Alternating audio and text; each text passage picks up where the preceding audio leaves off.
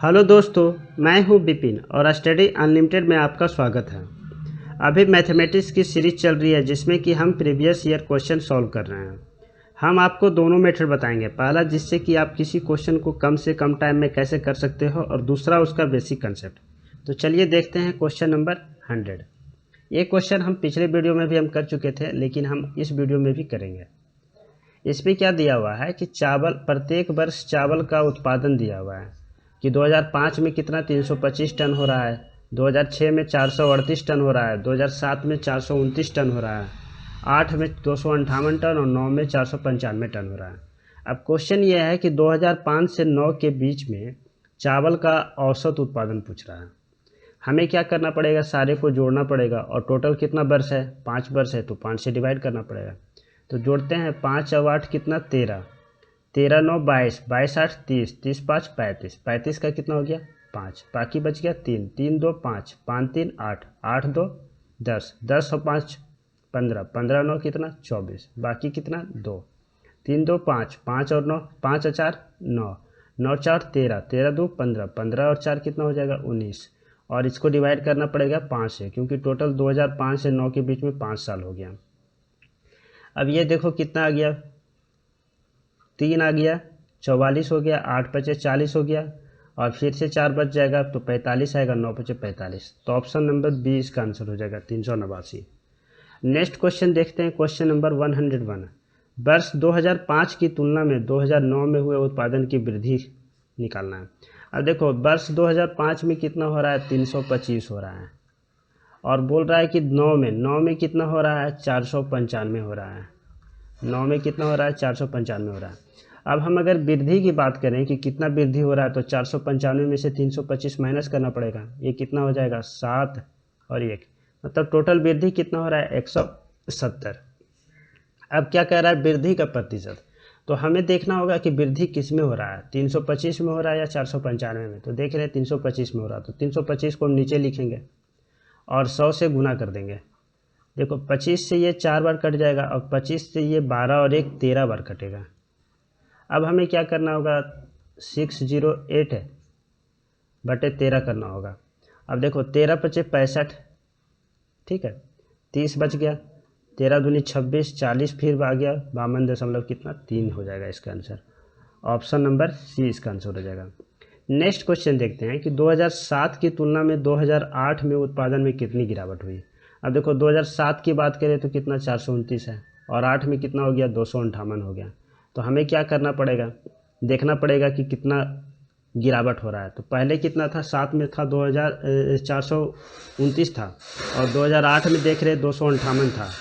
अब यहाँ गिरावट की बात करें तो कितना हो रहा है 1, 12 में से 5 गया 7 और यहाँ कितना 1, 171, 171 बटे कितना आ जाएगा। अब देखो गिरावट किस में हो रहा है 429 में या 258 में, तो 429 में हो रहा है तो 429 को नीचे लिखेंगे और गुना कर देंगे क्या 100 कर देंगे। देखो 7 1 8 1 9, तो ये 9 से कट जाएगा, 9 और 6 कितना 15, मतलब ये 9 से नहीं कटेगा 3 से कट जाएगा। तो 3 से कितना आएगा 1 4 और 3, और अगर इसको हम 3 से देखें तो कितना आएगा 5 तिया 15 और 7 तिया 21, तब कितना आ गया 5700 डिवाइडेड बाई कितना 143। 143 को अगर हम 4 से गुना करें तो कितना आ जाएगा 14 4 56 और 12 कितना 4 572 आ जाएगा, मतलब अप्रॉक्स में 4 से कट जाएगा, ठीक है। तो कितना हो जाएगा इसका answer, option number A 40। Next question देखते हैं कि प्रथम 6 अभाज्य संख्याओं का माध्य निकालें। माध्य मतलब क्या, वही औसत निकालें, ठीक है। अब देखो प्रथम 6 संख्या का बोले अभाज्य संख्या, तो पहला तो 2 होता है, दूसरा क्या 3 होता है, तीसरा 5 होता है, चौथा 7 होता है, उसके बाद फिर 11 होता है और कितना 13 होता है। और डिवाइड करना पड़ेगा किससे 6 से, क्योंकि टोटल कितना है 6 है। अब देखो ये कितना आ जाएगा 3 1 4, 4 और 7 11, 11 और 5 11 और 5 हो गया 16, 16 और 3 19, 19 2 21, बाकी 2 2 1 3, 3 1 4, तो कितना हो गया 41 बटे 6। ऑप्शन नंबर सी इसका आंसर हो जाएगा। नेक्स्ट क्वेश्चन देखते हैं, क्वेश्चन नंबर कौन सा है 104। एक निश्चित साधारण ब्याज की दर पर एक राशि जो है 8 वर्ष में क्या हो रहा है, 3 गुना हो जा रहा है। ठीक है, तो समान ब्याज के दर पर इसी राशि में 5 गुना होने पर कितना समय लगेगा। सबसे पहली बात देखते हैं, इसमें क्या करते हैं ना, जो पी होता है, प्रिंसिपल जिसको बोलते हैं, मूलधन जिसको बोलते हैं, इसको हम क्या 100% मानते हैं। अब देखो क्या कह रहा है कि 8 बरस में 3 गुना हो जाता है। 3 गुना का मतलब क्या होता है, अमाउंट का वैल्यू कितना हो जाएगा, इसका पी का 3 गुना मतलब 300% हो जाएगा। अब अगर हम यहाँ एसआई की बात करें, मतलब अगर इंटरेस्ट की बात करें, तो कितना हो जाएगा 200%। और 200% कितने साल में हो रहा है, ये हो रहा है 8 साल में। ठीक है, सेम अगर हम यहाँ देखें कि 5 गुना करना है, तो 5 गुना के लिए अमाउंट कितना हो जाएगा 500%।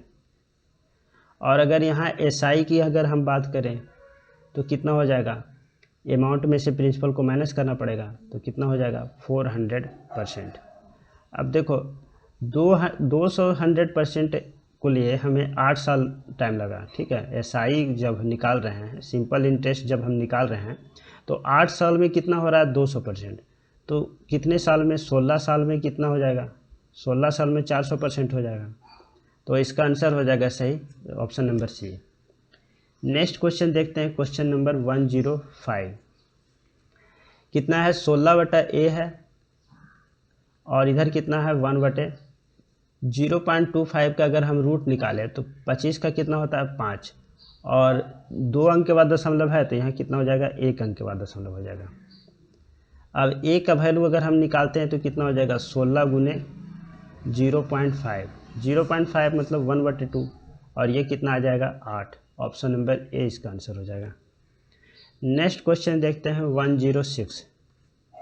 ABC एक कंपनी साझेदारी में 1,20,393 रुपये का मुनाफा अर्जित करते हैं, जिसमें से कि A, B और C का रेशियो दिया हुआ है कितना 5, 3 और 1 है, तो B को कितना हिस्सा मिला। अब देखो A, B और C तीनों का रेशियो दिया हुआ है कितना 5:3:1। टोटल दिया हुआ है कितना 1,20,000। अगर हम ये तीनों को जोड़ देते हैं तो कितना होगा 5, 3, 8 और 1 कितना 9। तो ये 9 किसके इक्वल है, 1,20,393 के इक्वल है। पूछ रहा है बी का हिस्सा, बी का हिस्सा मतलब क्या, हमें 3 निकालना है। तो 9 का जब हिस्सा है इतना, तो 3 का निकालने के लिए क्या करना पड़ेगा, इससे 3 से भागा देना पड़ेगा। 120,393 और डिवाइडेड बाई कितना हो जाएगा 3 हो जाएगा। तो कितना आंसर आ जाएगा 40, 1, 3 और 1। ऑप्शन नंबर कितना हो जाएगा बी हो जाएगा। नेक्स्ट क्वेश्चन देखते हैं 107। दो संख्याओं का महत्तम समापवर्तक 24 है, लघुत्तम समापवर्तक क्या होगा। देखो लघुत्तम समापवर्तक जो होता है ना, वो महत्तम समापवर्तक से पूरी कटना चाहिए। तो इसमें देख रहे हैं कि ये कितना है 118 है, और 24 को अगर हम 5 से गुना करते हैं तो 120 आता है, मतलब ये तो नहीं कटेगा। अगर इसकी बात करें तो 24 छक 44 हो जाता है, यही सही आंसर होगा। ये भी देख रहे हैं कि 120 प्लस कितना है 8 है, तो ये भी नहीं कटेगा। और ये कितना है 120 प्लस कितना है 16 है, तो ये भी नहीं कटेगा। तो ऑप्शन नंबर कौन सा बी इसका सही आंसर हो जाएगा।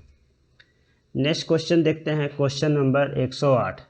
एक दुकानदार अपने सामान पर क्रय मूल्य से 25% अधिक मूल्य पर अंकित रखता है और अंकित मूल्य पर 25% की छूट देता है, तो कुल लाभ या हानि।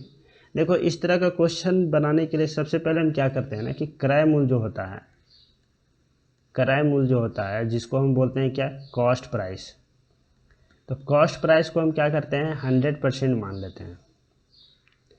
अब देखो या 100% मानते हैं या 100 मान के भी बनाएंगे तब भी बन जाएगा। अगर इसको हम 100 मानते हैं तो देखो क्या है क्रय मूल्य से 25% अधिक है क्या अंकित मूल्य।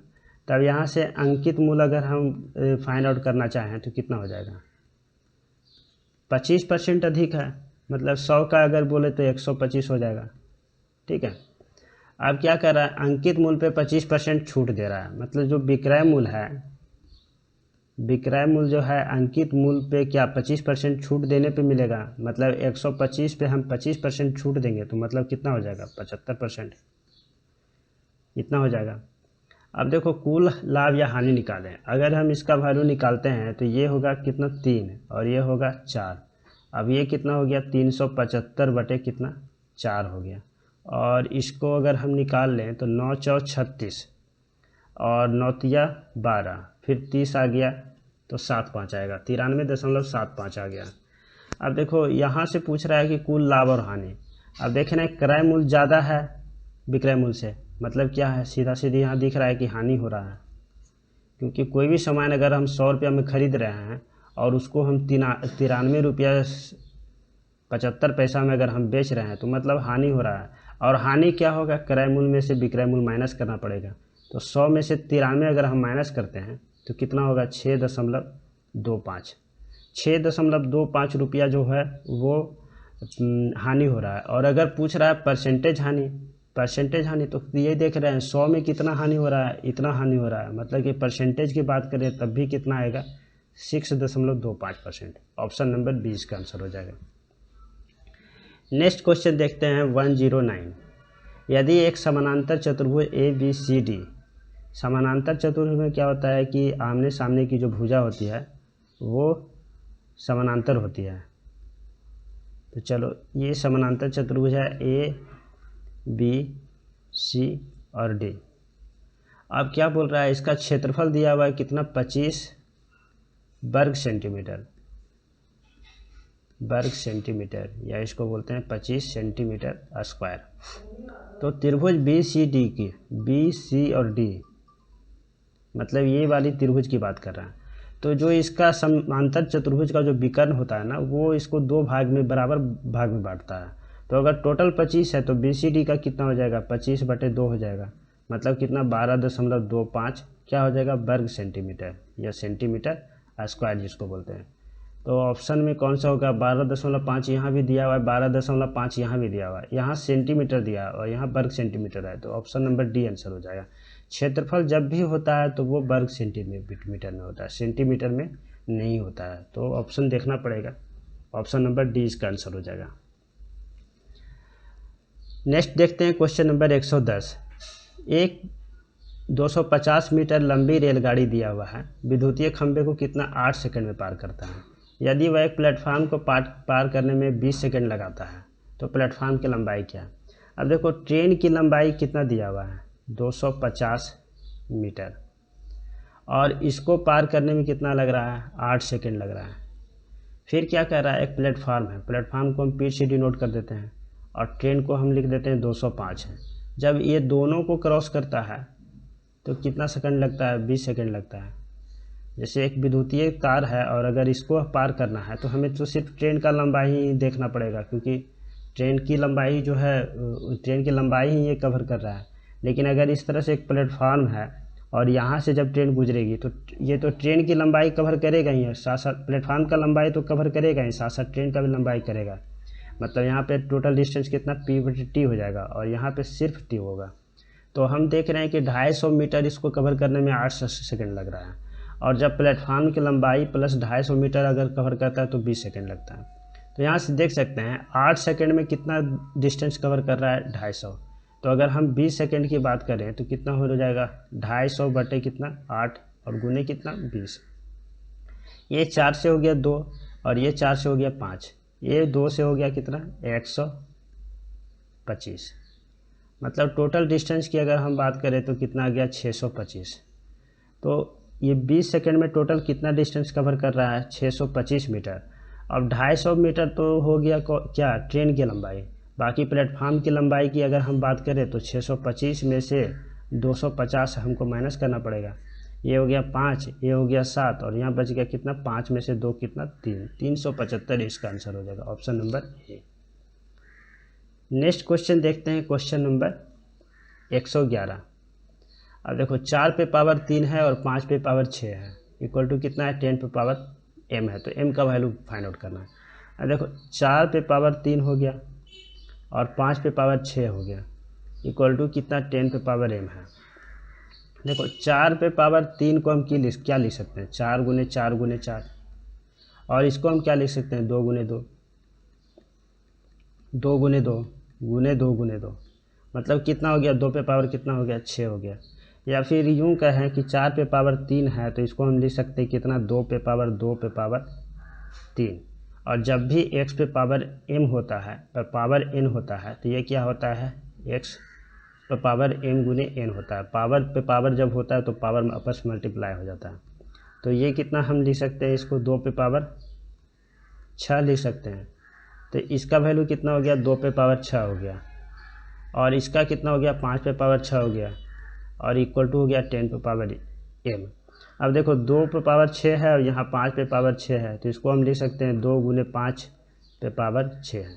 जब भी देखो x पे पावर m है और y पे पावर भी m है, तो ये कितना हो जाता है, x गुने y पे पावर कितना m हो जाता है।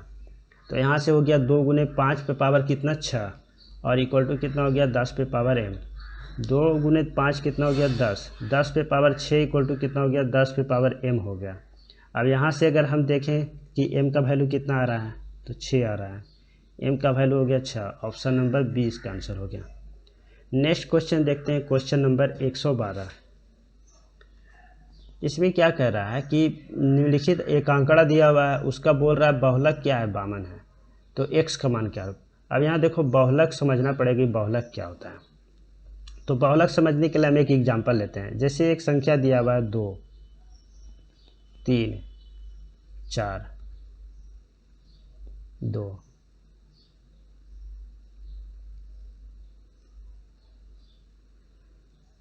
2 3 5 2। अगर इस तरह से संख्या दिया हुआ है तो हमें बहुलक निकालने के लिए ये फाइंड आउट करना पड़ेगा कि कौन सी संख्या ज़्यादा बार आ रही है। अगर हम 2 की बात करें तो 2 कितने बार आ रही है, 2 आ रही है 3 बार। अगर हम 3 की बात करें तो 3 कितनी बार आ रही है, 2 बार आ रही है। और 4 और 5 की अगर हम बात करें तो 4 1 बार आ रहा है और 5 भी 1 बार आ रहा है। तो सबसे ज़्यादा बार कौन आ रहा है, 2 आ रहा है, मतलब 2 ही बहुलक हो जाएगा। मतलब इसमें देखना पड़ेगा कि सबसे ज़्यादा बार कौन सा आ रहा है, वही बहुलक होगा। बहुलक दिया हुआ बामन, मतलब सबसे ज़्यादा बार बामन आना चाहिए। और बामन देख रहे हैं कितना बार आ रहा है, 1 बार आ रहा है और 2 बार ही आ रहा है। तो 2 बार आ रहा है, तो जो दूसरा आएगा वो 2 से कम आना चाहिए। लेकिन यहाँ देख रहे हैं क्या, 56 जो है वो 2 बार आ रहा है। तो ऐसे में बामन कैसे बहुलक हो सकता है। बामन को बहुलक होने के लिए यहाँ पे x माइनस 3 का मान कितना होना चाहिए, बामन होना चाहिए, तभी तो इसका बहुलक बामन हो पाएगा। क्योंकि बामन अगर यहाँ पे x माइनस 3 के जगह पे बामन होगा तो ये बामन कितने बार आ जाएगा, बामन आ जाएगा 3 बार। और 3 बार आ गया मतलब सबसे ज़्यादा बार आया, ज़्यादा बार आया मतलब बामन क्या है, बहुलक है। अब x माइनस 3 इक्वल टू बामन है, तो अगर यहाँ से x का वैल्यू निकाले तो कितना हो जाएगा, +3 हो जाएगा, तो 55 हो जाएगा। ऑप्शन नंबर 20 का आंसर हो जाएगा। नेक्स्ट क्वेश्चन देखते हैं, क्वेश्चन नंबर 113। एक चार्ट दिया हुआ है, बोल रहा है कि 165 छात्र जो हैं डी खेलते हैं, डी खेल खेलते हैं। तो डी खेल कहाँ है, ये वाला। और ये कितना दिया हुआ है, यहाँ पे दिया हुआ है। यहाँ के सामने देखते हैं कितना, 15%। मतलब डी कितना है, डी खेल खेलने वाला कितना लोग है, 15% है। और 15% इक्वल टू कितना दिया हुआ है, 165 दिया हुआ है। पूछ क्या रहा है कि विद्यालय में छात्रों की कुल संख्या। अब छात्रों की कुल संख्या में तो टोटल 100% निकालना है। तो 15% का वैल्यू जब दिया हुआ है 165, अब 1% का हम निकालें तो कितना हो गया, 165/15। और अगर हम 100% की बात करें तो गुने 100 हो जाएगा। अब ये देखो 15 से 1 और 1 टोटल कितना आ गया, 1100 आंसर आ गया इसका। ऑप्शन नंबर ए इसका आंसर हो जाएगा। नेक्स्ट क्वेश्चन देखते हैं, क्वेश्चन नंबर 114। यहाँ पर चावल के 3 ढेर हैं, ठीक है। 120 किलो है, 144 केजी है और 204 केजी है। एक बैग की अधिकतम क्षमता ज्ञात करें ताकि प्रत्येक ढेर के चावल को पैक की सटीक संख्या में पैक किया जा सकता है। हमें क्या करना पड़ेगा, 120 को, 144 को और 204 को, तीनों का क्या निकालना पड़ेगा, SCF निकालना पड़ेगा, ताकि ये तीनों बैग में मतलब सही से पैक हो सके। अब देखो SCF निकालने के लिए हम क्या करेंगे, एचसीएफ निकालने के लिए हम क्या करते हैं, डिफरेंस फाइंड आउट करते हैं। देखते हैं मिनिमम डिफरेंस कहाँ से निकल सकता है। तो मिनिमम डिफरेंस यहाँ से निकल रहा है 24, मतलब एचसीएफ या तो 24 होगा, नहीं तो या 24 का कोई फैक्टर होगा। अगर हम 10 की बात करें तो 24 का फैक्टर नहीं है, 25 भी 24 का फैक्टर नहीं, 15 भी 24 का फैक्टर नहीं है, 18 भी 24 का फैक्टर नहीं है। 24 का फैक्टर कौन सा है, 12। तो ऑप्शन नंबर 12 हम डायरेक्टली भी लगा सकते हैं, या फिर अगर हम 24 को देखें कि 24 120 तो कट जाएगा 24 से, 144 भी कट जाएगा, लेकिन 204 नहीं कटेगा। तो हम इसका फैक्टर लेते हैं क्या, 12। अब 12 तो देखते हैं 120 कट जाएगा, 144 भी कट जाएगा, और यहाँ से देख रहे हैं तो 12 और फिर 84 बचेगा, बरसते 84, मतलब ये 204 भी कट जाएगा, यानी ये सिर्फ क्या होगा, 12 ही होगा। नेक्स्ट क्वेश्चन देखते हैं, question number 115। a plus B square equal to कितना दिया हुआ है, a प्लस बी का स्क्वायर दिया हुआ है कितना, 100 दिया हुआ है, और a रेशियो b का वैल्यू कितना दिया हुआ है, 1:3 दिया हुआ है। फाइंड आउट करना है क्या, ए बी का। अब देखो यहाँ से अगर हम a प्लस बी की बात करें तो कितना हो जाएगा, 10 हो जाएगा। तो देखो ये दोनों a प्लस बी को अगर हम जोड़ देते हैं, a प्लस अगर हम b को जोड़ देते हैं तो कितना आ रहा है, 4 आ रहा है, मतलब 4 किसके इक्वल हो रहा है, 10 के इक्वल हो रहा है। ठीक है, 4 इक्वल हो रहा है 10 के। अब हमें क्या फाइंड आउट करना है, अगर हम 1 की बात करें तो 1 का कितना हो जाएगा, 2.5, और ये कितना हो जाएगा, 7.5। अब क्या कर रहा है, ए बी फाइंड आउट करना है, तो क्या 2.5 इंटू 7.5 करना पड़ेगा।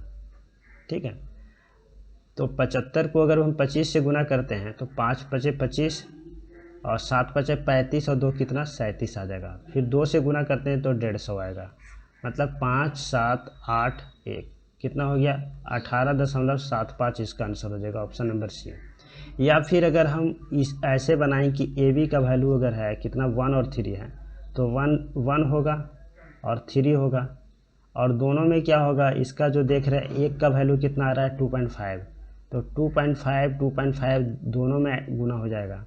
अब यहाँ से देखते हैं तो कितना, 3 इंटू कितना आ रहा है, 6.25 आएगा, और ये कितना हो जाएगा, 18.75। ऑप्शन नंबर सी इसका आंसर हो जाएगा। नेक्स्ट क्वेश्चन देखते हैं, क्वेश्चन नंबर 116। एक परीक्षा में 40 छात्रों द्वारा प्राप्त किए गए अंकों का माध्य कितना है, 72.5। माध्य का मतलब क्या, औसत। ठीक है, तो 40 छात्रों का माध्य कितना दिया हुआ है, 72.5। बाद में पता चलता है कि गलती से एक छात्र के अंक 84 की जगह पे 48 कर लिखे गए थे।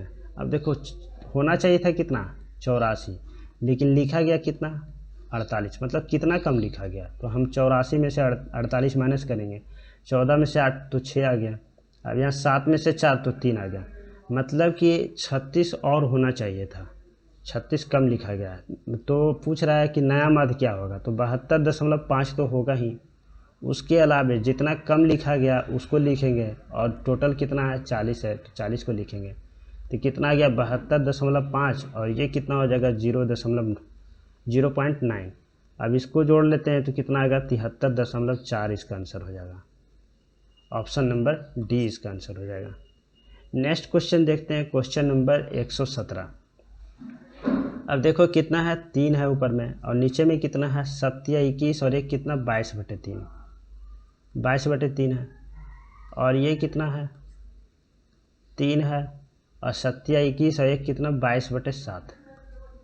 अगर हम इसको ऊपर ले जाते हैं तो कितना हो जाएगा, 3, और ये हो जाएगा कितना, ये तो 3/1 होगा, और ये कितना हो जाएगा, 3/22 हो जाएगा। और इधर से देखें तो ये 3/1 रहेगा, और ये कितना हो जाएगा, 7/22 हो जाएगा। अब कितना हो गया, 9/22, और ये कितना हो गया, 7/21, 21/22, तो कितना आ गया, 30/22। अब इसको हम क्या लिख सकते हैं, 15/11 भी लिख सकते हैं, और अगर इसको पूर्णांक में लिखना चाहे तो 1 पूर्णांक कितना, 4/11, ऑप्शन नंबर 20 का आंसर आ जाएगा। नेक्स्ट क्वेश्चन देखते हैं, क्वेश्चन नंबर 118। इसमें क्या कह रहा है 8.1/3, तो 8 × 24 एक कितना हो गया 25, 25/3 और गुने कितना हो जाएगा 5 के 20 और 1 21, 21/5 और यहाँ से भागा है, भागा कितना 5 के 20 और 1 21/4 आएगा। अगर हम भागा को हम गुना में कन्वर्ट करेंगे तो कितना 4/21 हो जाएगा। तो कितना हो गया 25/3 और गुने कितना 21/5 और ये कितना हो गया 4/21। 21 तो कैंसिल हो गया, ये 5 से कैंसिल हो जाएगा, कितना 5, तो कितना बच गया टोटल 20/3 बच गया। और इसको कितना लिख सकते हैं 6.2/3। ऑप्शन नंबर डी इसका आंसर हो जाएगा। नेक्स्ट क्वेश्चन देखते हैं, क्वेश्चन नंबर 119। 2 वर्ष में एक मूलधन 5% वार्षिक दर से चक्रवृद्धि ब्याज और उसी मूलधन पे साधारण ब्याज कितना का अंतर कितना है 10 रुपया।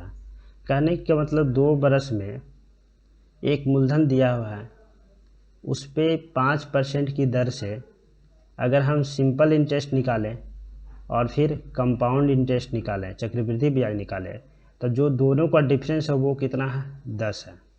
तो हम यहाँ से अगर हम सिंपल इंटरेस्ट की बात करें तो कितना होता है, हम क्या करते हैं आर को हम समय से गुना कर देते हैं, मतलब दर को समय से गुना कर देते हैं, तो 5 × 2 कितना हो जाता है 10%। और अगर कंपाउंड इंटरेस्ट की बात करें तो कितना होता है 5 + 5 और प्लस कितना 5 × 5 / कितना 100। अब ये कितना आ गया 5 × 5 10 तो आएगा ही, 10 के बाद कितना आ गया 2.5, मतलब इतना परसेंट। अगर दोनों का डिफरेंस निकाले तो कितना आ रहा है 0.25%। और ये किसको इक्वल है, ये इक्वल है 10 के। हमें क्या फाइंड आउट करना है मूलधन, मूलधन का मतलब क्या हमें 100% फाइंड आउट करना है। अब हमें 100% फाइंड आउट करने के लिए क्या करना पड़ेगा, 100% फाइंड आउट करने के लिए 10 / कितना 0.25 और 100 से गुना करना पड़ेगा। ये अगर नीचे वाला 2 दशमलव हटा देते हैं तो ऊपर में कितना आ जाएगा 100 आ जाएगा, और 25 से कितना आ जाएगा 4 आएगा, और 4 पे कितने शून्य आ जाएगा 1 2 3 आ जाएगा। ऑप्शन नंबर सी आंसर हो जाएगा इसका। नेक्स्ट क्वेश्चन देखते हैं 120। ए और बी का आयु का अनुपात कितना है, 1:2 है। ठीक है, 7 वर्ष के बाद उसकी आयु का अनुपात 3:5 हो जा रहा है, तो वर्तमान में क्या होगा। अब देखो अगर ए और बी का रेशियो कितना है 1 है और 2 है, हम इसको अगर मान लेते हैं कि x है और 2x है। अगर 7 बरस की बात करें तो x प्लस कितना 7 हो जाएगा, और 7 बरस के बाद की बात करें तो 2x प्लस 7 हो जाएगा, और दोनों का रेशियो कितना दिया हुआ है 3/5, 3:5। ये कितना हो जाएगा 5x प्लस कितना 35, और ये कितना हो जाएगा 6x प्लस कितना 21। अगर इस x को इधर ले आते हैं तो कितना बच जाएगा, x बच जाएगा, माइनस में आ जाएगा, और इधर 35 में से 21 जाएगा तो कितना हो जाएगा 14 हो जाएगा। तो x का वैल्यू कितना आ गया 14 हो गया। तो यहाँ से निकाल सकते हैं कि एक जो a का कितना होगा 14 होगा और दूसरे का कितना होगा 28 होगा। तो ऑप्शन नंबर ए इसका आंसर हो जाएगा। चलो गाइज आज के लिए इतना ही। जय हिंद।